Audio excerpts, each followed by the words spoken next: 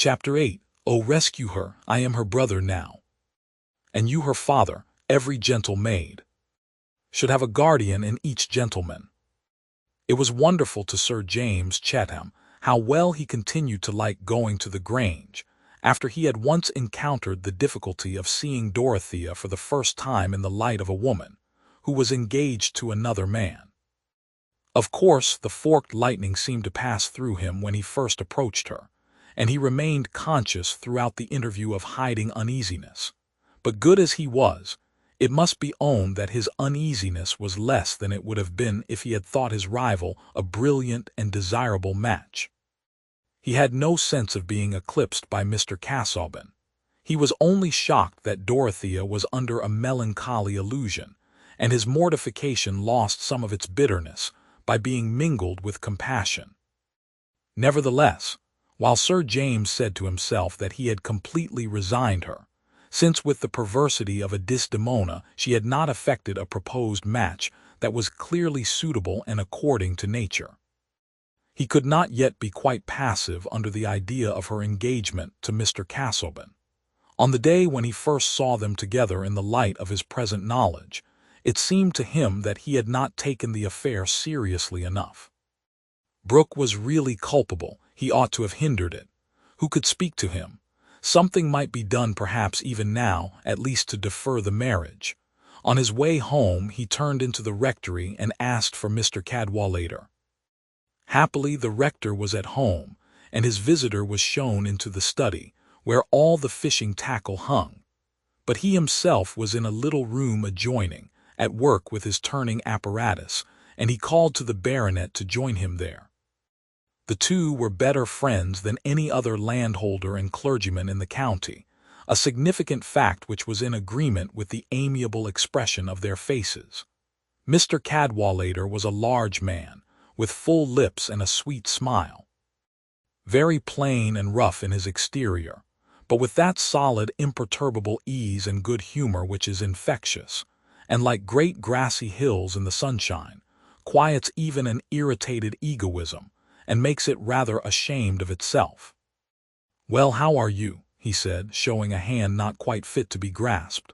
"Sorry I missed you before. Is there anything particular? You look vexed." Sir James's brow had a little crease in it, a little depression of the eyebrow, which he seemed purposely to exaggerate as he answered.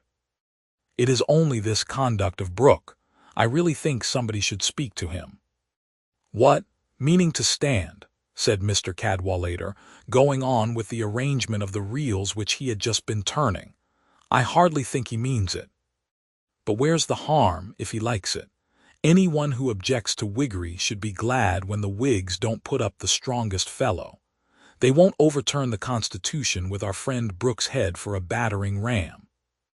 "Oh, I don't mean that," said Sir James, who, after putting down his hat and throwing himself into a chair, had begun to nurse his leg and examine the sole of his boot with much bitterness. "I mean this marriage. I mean his letting that blooming young girl marry Casaubon." "What is the matter with Casaubon? I see no harm in him if the girl likes him." "She is too young to know what she likes. Her guardian ought to interfere. He ought not to allow the thing to be done in this headlong manner. I wonder a man like you, Cadwallader, a man with daughters, can look at the affair with indifference, and with such a heart as yours, do think seriously about it." "I am not joking. I am as serious as possible," said the rector, with a provoking little inward laugh. "You are as bad as Elinor. She has been wanting me to go and lecture Brooke, and I have reminded her that her friends had a very poor opinion of the match she made when she married me." "But look at Casaubon," said Sir James indignantly. "He must be 50, and I don't believe he could ever have been much more than the shadow of a man. Look at his legs. Confound you handsome young fellows. You think of having it all your own way in the world. You don't understand women. They don't admire you half so much as you admire yourselves. Elinor used to tell her sisters that she married me for my ugliness. It was so various and amusing that it had quite conquered her prudence. It was easy enough for a woman to love you, but this is no question of beauty. I don't like Casaubon. This was Sir James's strongest way of implying that he thought ill of a man's character. Why? What do you know against him? Said the rector, laying down his reels and putting his thumbs into his armholes with an air of attention. Sir James paused. He did not usually find it easy to give his reasons. It seemed to him strange that people should not know them without being told, since he only felt what was reasonable. At last he said, "Now, Cadwallader, has he got any heart?" "Well, yes. I don't mean of the melting sort, but a sound kernel, that you may be sure of. He is very good to his poor relations, pensions several of the women, and is educating a young fellow at a good deal of expense. Casaubon acts up to his sense of justice.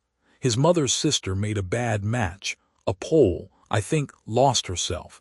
At any rate was disowned by her family. If it had not been for that, Casaubon would not have had so much money by half. I believe he went himself to find out his cousins and see what he could do for them. Every man would not ring so well as that if you tried his mettle. You would, Cheetham, but not every man." "I don't know," said Sir James, coloring. "I am not so sure of myself." He paused a moment and then added, "That was a right thing for Casaubon to do, but a man may wish to do what is right and yet be a sort of parchment code. A woman may not be happy with him. And I think when a girl is so young as Miss Brooke is, her friends ought to interfere a little to hinder her from doing anything foolish. You laugh, because you fancy I have some feeling on my own account, but upon my honor it is not that. I should feel just the same if I were Miss Brooke's brother or uncle." "Well, but what should you do?" "I should say that the marriage must not be decided on until she was of age, and depend upon it, in that case, it would never come off. I wish you saw it as I do. I wish you would talk to Brooke about it." Sir James rose as he was finishing his sentence, for he saw Mrs. Cadwallader entering from the study. She held by the hand her youngest girl, about 5 years old, who immediately ran to Papa and was made comfortable on his knee. "I hear what you are talking about," said the wife, "but you will make no impression on Humphrey. As long as the fish rise to his bait, everybody is what he ought to be. Bless you, Casaubon has got a trout stream and does not care about fishing in it himself. Could there be a better fellow?" "Well, there is something in that," said the rector, with his quiet inward laugh. "It is a very good quality in a man to have a trout stream." "But seriously," said Sir James, whose vexation had not yet spent itself, "don't you think the rector might do some good by speaking?" "Oh, I told you beforehand what he would say," answered Mrs. Cadwallader, lifting up her eyebrows. "I have done what I could. I wash my hands of the marriage." "In the first place," said the rector, looking rather grave, "it would be nonsensical to expect that I could convince Brooke and make him act accordingly. Brooke is a very good fellow, but pulpy. He will run into any mold, but he won't keep shape." "He might keep shape long enough to defer the marriage," said Sir James. "But, my dear Cheetham, why should I use my influence to Casaubon's disadvantage, unless I were much surer than I am that I should be acting for the advantage of Miss Brooke? I know no harm of Casaubon. I don't care about his Xisuthrus and Fee-Fo-Fum and the rest, but then he doesn't care about my fishing tackle. As to the line he took on the Catholic question, that was unexpected. But he has always been civil to me, and I don't see why I should spoil his sport. For anything I can tell, Miss Brooke may be happier with him than she would be with any other man. Humphrey, I have no patience with you. You know you would rather dine under the hedge than with Casaubon alone. You have nothing to say to each other. What has that to do with Miss Brooke's marrying him? She does not do it for my amusement." "He has got no good red blood in his body," said Sir James. "No, somebody put a drop under a magnifying glass, and it was all semicolons and parentheses," said Mrs. Cadwallader. "Why does he not bring out his book instead of marrying?" said Sir James, with a disgust which he held warranted by the sound feeling of an English layman. "Oh, he dreams footnotes and they run away with all his brains. They say when he was a little boy he made an abstract of Hop-o my thumb, and he has been making abstracts ever since. Ah! And that is the man Humphrey goes on saying that a woman may be happy with. Well, he is what Miss Brooke likes, said the rector. I don't profess to understand every young lady's taste. But if she were your own daughter, said Sir James, that would be a different affair. She is not my daughter, and I don't feel called upon to interfere. Casaubon is as good as most of us. He is a scholarly clergyman and creditable to the cloth. Some radical fellow speechifying at Middlemarch said Casaubon was the learned straw-chopping incumbent, and Freke was the brick-and-mortar incumbent, and I was the angling incumbent. And upon my word, I don't see that one is worse or better than the other. The rector ended with his silent laugh. He always saw the joke of any satire against himself. His conscience was large and easy, like the rest of him. It did only what it could do without any trouble. Clearly, there would be no interference with Miss Brooke's marriage through Mr. Cadwallader, and Sir James felt with some sadness that she was to have perfect liberty of misjudgment. It was a sign of his good disposition that he did not slacken at all in his intention of carrying out Dorothea's design of the cottages.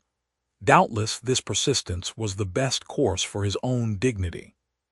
But pride only helps us to be generous. It never makes us so, any more than vanity makes us witty. She was now enough aware of Sir James's position with regard to her to appreciate the rectitude of his perseverance in a landlord's duty, to which he had at first been urged by a lover's complaisance, and her pleasure in it was great enough to count for something even in her present happiness.